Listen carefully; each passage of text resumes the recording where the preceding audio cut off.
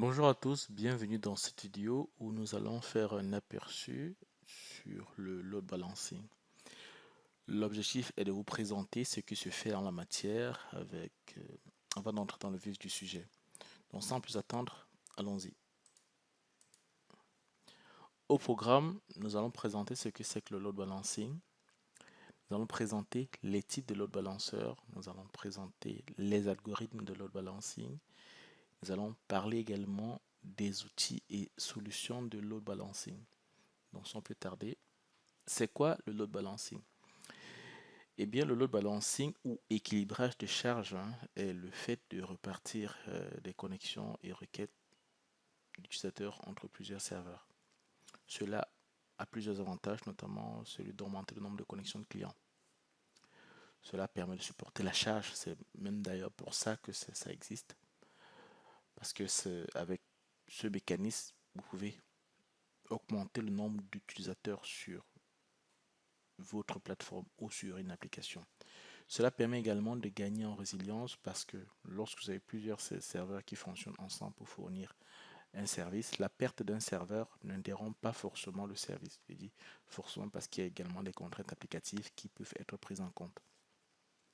Cela permet également de sécuriser l'application dans ce sens que ça réduit, ça protège d'une certaine manière l'application en évitant qu'on y accède directement. Ça n'expose pas une application. C'est également un avantage. Donc je vous fais une petite illustration que voici. Vous verrez que dans cette illustration, d'un côté, vous avez, au centre de l'illustration d'abord, vous avez le load balanceur. J'ai mis expressément Nginx parce que c'est ce que nous allons utiliser pendant cette formation. À gauche, vous avez les clients, ceux qui essaient d'accéder à une application. Et à droite, vous avez les serveurs qui portent l'application. Donc le load balancer, Nginx qui est là, lui, son travail sera de servir, recevoir les requêtes d'utilisateurs et puis les repartir entre les serveurs suivant des algorithmes. On parlera des algorithmes plus tard. Donc, en termes de type, un load balanceur, il est classé en fonction de différents critères. Il y a le critère de la nature. Il peut être physique ou il peut être logiciel. Généralement, ceux qui sont physiques, on parle de physical appliance. Donc, vous avez un équipement matériel qui, lui, fonctionnera en termes de load balancer. Vous le placerez dans votre infra et vous mettrez sur une architecture réseau bien précise. C'est des projets qui peuvent être faits afin d'intégrer ce type d'outils si vous les avez oubliés. Les appliances logicielles existent également. Ça peut être des appliances logicielles ou tout simplement des applications que vous installez sur des VM qui existent déjà ou des VM que vous allez créer. Il y a une certaine flexibilité, je dois l'avouer. Ça dépend également de l'emplacement. Le load balancer, s'il est sur le cloud, il est un load balancer cloud. Notamment, vous avez le très célèbre ELB d'Azure, d'AWS, pardon. Vous avez également leur alter ego chez Azure. Ça dépend du mode de fonctionnement, en actif ou en passif. En actif, le load balancer, lui, il récupère le trafic et il repartit simultanément une partie du trafic sur au moins sur chacun des serveurs en back-end. Il n'y a pas un serveur qui ne recevra pas de trafic. Là, on parle d'actif-actif. Maintenant, le actif-passif. Dans le actif-passif, il y a un serveur qui, lui, ne reçoit pas la requête des clients. Lui, il reste en stand-by. On parle là de active stand-by en attendant que le serveur principal soit indisponible pour prendre le relais. Vous êtes d'accord avec moi qu'il y a un certain délai qui fait que entre le temps de constater qu'il y a une indisponibilité, le temps de reprise d'activité, il peut y avoir un délai. Maintenant, à vous de voir en fonction de ce qui est décidé en interne pour vous, qu'est-ce que vous allez mettre en place. Il y a également la nature du trafic qui peut déterminer le type de load balancer. Ça peut être un load balancer applicatif ou un load balancer réseau. Pour ceux qui savent à quoi ça ressemble, qui ont déjà entendu parler de ALB par exemple pour Application Load Balancer et de NLB pour Network Load Balancer chez AWS.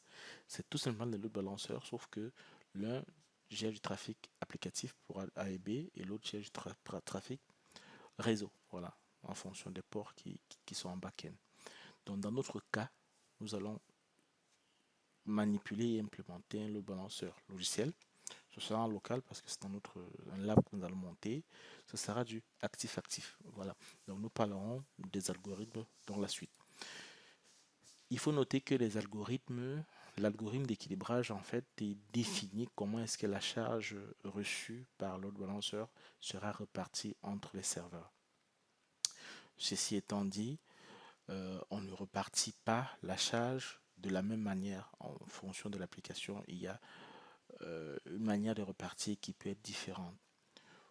Je vais vous remettre à disposition une ressource, un document dans lequel je présente tous ces algorithmes, mais il faut noter que il y a du type round robin par exemple qui est le plus courant, qui est même l'algorithme par défaut sur Nginx, le cas que nous allons mettre en place.